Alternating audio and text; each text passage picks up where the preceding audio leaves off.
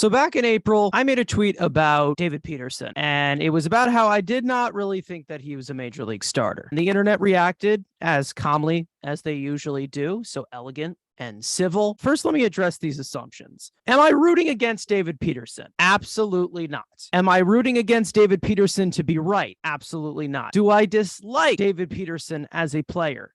Absolutely not. Do I think that he can succeed? Yes, absolutely. Now, the one thing I do look at for pitchers is sustainable outlook. And when I look at David Peterson, I really think that he can succeed more as a reliever. Now, if you look at his 156.1 major league innings split between starting and relieving, there's a massive difference. Now, before I try to prevent flaming dog shit from being sent to my house, I mean, what do you think about this? Do you think that Peterson is better as a starter or reliever? I am on team that he should be used as a swing man. Not a starter, but not a reliever. I think he could be a great opener. I can think he could be a great long man in the bullpen. Flexible to use both. I don't think you can say this guy is your guaranteed fifth starter or fourth starter in a rotation. I think he's best utilized as 3 to 4 innings. Can you give us 3 to 4 quality innings, either to be at the beginning of the game, in the middle of the game? You know, maybe let's say the Mets add some depth and they have some other,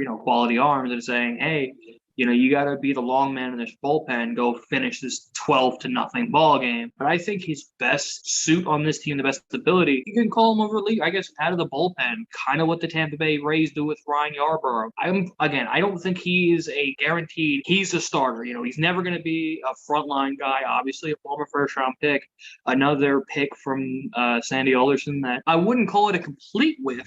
Hindsight is 2020. You definitely maybe want to take a different pick in that situation. Being a left-handed starter, obviously that brings a lot of value, but there have been times where he's looked great. And again, the start in San Francisco this year is one of the bright spots. He goes into San Francisco and throws, I believe it was 6 or 7. I think it was less than 2-run ball. Like, that's what you want out of David. That's a dream scenario. You're not going to guarantee that because you've seen times where a former left-handed top prospect Mets starter, like Steven Matz, where he gets into a jam and then he gets into his own head and then he just completely unravels, or an umpire doesn't give him a call and then, oh Lord, here we go again. Peterson has great stuff. I mean, he has a great horizontal fastball, sinker pairing, rolling action slider, a low spin rising changeup. He's got the occasional curveball. The number one problem that I have is what a major league starter cannot do, and that is walking batters. If your walk rate is under 10%, you most likely have the initial potential to be a starter. Now, out of all 192 qualifying starters in the big leagues this year, just 7 of them have a walk rate over 10%. Now, all 7 of those qualifying starters combine for a negative 1.6 wins above replacement so far this season. It's a pretty simple domino effect. When a starter walks batters, they force the zone. When they force the zone, to desperately throw a strike, the vulnerability will rise to an extreme. And the frustrating part is when you have great stuff like Peterson does, you can't work around the strike zone like he normally does. That's one of my biggest frustrations with him. It's obviously easier said than done, but the conflict with Peterson is just the inconsistent control, where he just can't really find the strike zone. Like, what I'm trying to say is, say no to walks, kids. And the bigger question is, we don't know how many more chances this guy's going to get, because obviously Max Scherzer is going to be going on rehab on Tuesday, and John Heyman saying, hey, this psychopath's going to be back on Sunday in the big leagues, now going to fill the Tyler McGill spot. So now does Peterson battle with Williams? And you can make the argument that Trevor Williams has been a more, 1, reliable, and 2, better starter when necessary in a spot start. So this is kind of a prove it 2-week stretch. Obviously, the McGill injury is going to make the Mets probably pivot to adding a higher caliber than I thought starting pitcher, because Tyler McGill is turning into Jacob deGrom. Are you guys saying he's Jacob deGrom? Hey, you might be right, and not in the way you want it to be. Sad reality. So this is kind of another shot for David Peterson to say, hey, you've got probably 3 starts to the All-Star break, and then you're looking at 2 weeks to the trade deadline. I don't know how many more chances this guy's going to get, but this could be his last shot of really solidifying himself as a starter in the big league, or Carson's going to end up being right, and he will probably only be used as a reliever, or if not, probably not even on this team. Because I think if the Mets are going to be all in, and they think they can add a higher quality starting pitcher or maybe a bat, and David Peterson's name is going to be brought up in a trade, I don't think the Mets are going to be as, we have to keep him, unlike a few years ago.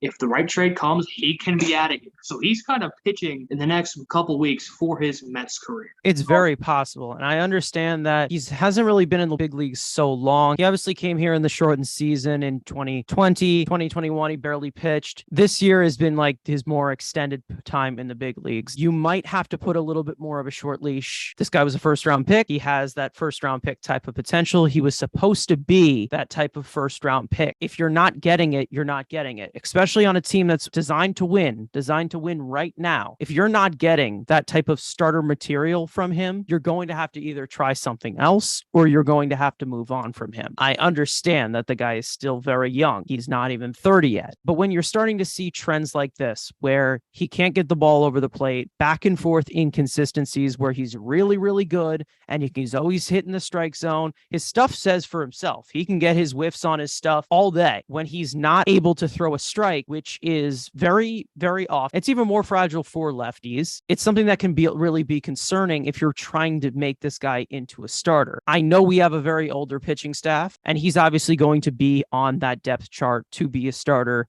at any point. But I do believe that this guy has the stuff and he has that talent to be a very good reliever. I think that he can be a good bulk guy because he can get that soft contact. He can keep the ball on the ground, but the walks are a real major issue. When you can't throw strikes, you probably are not going to get anybody out. It's all about vulnerability. And that is where he shows his biggest vulnerability, is when he has extended outings starting. Does smell and look very similar to Steven Matz.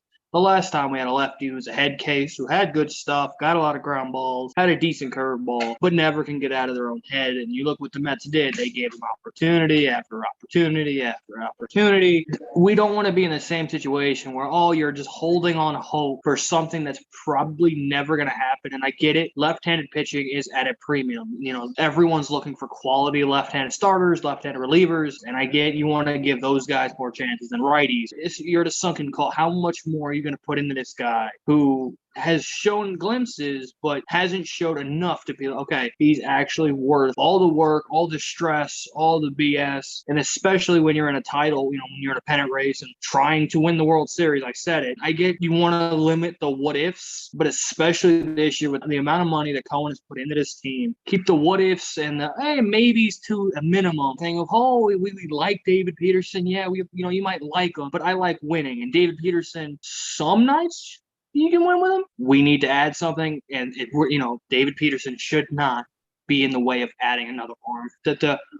Maybe with Peterson, enough's enough. At the end of the day, I just think that it comes to a point, stop in the tracks of what you saw with Steven Matz. I'm not saying David Peterson is Steven Matz. David Peterson definitely has better stuff than Steven Matz. And when you look at it, these types of inconsistencies from being that backbone of the rotation, even though the rotation is hurting right now, you just can't really rely on a non-established role that the guy has. With the weapons that David Peterson has and the arsenal that he has, it's possible that he could be a major league starter. I'm not saying that it's completely thrown out the window, but what he has proven in the major leagues is that he can't throw strikes sometimes. It's really hard to believe that this guy can give you quality starts.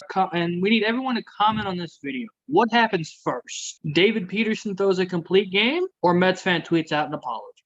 I apologize to absolutely no one. Okay. That is no one gets an apology. Okay, no one will ever get an apology from me. I will never apologize to anyone. That is never going to happen. I'm pretty sure I held your dog hostage a few times, and I still have not apologized for that. Yeah, well, I was wondering where Bailey went. Man, no wonder he's a Sith Lord. Yeah, I'm not sorry, but yeah, I was the one who did that.